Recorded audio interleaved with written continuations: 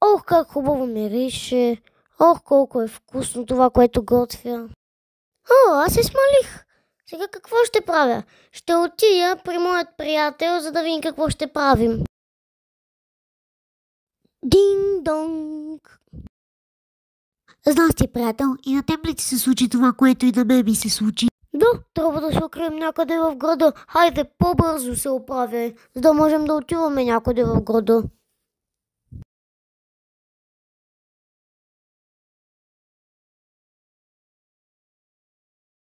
Хей, видя ли този големият? Изводът е, че ние сме малките, ние не се смалени. Той е оголемен, всички са оголемени около нас.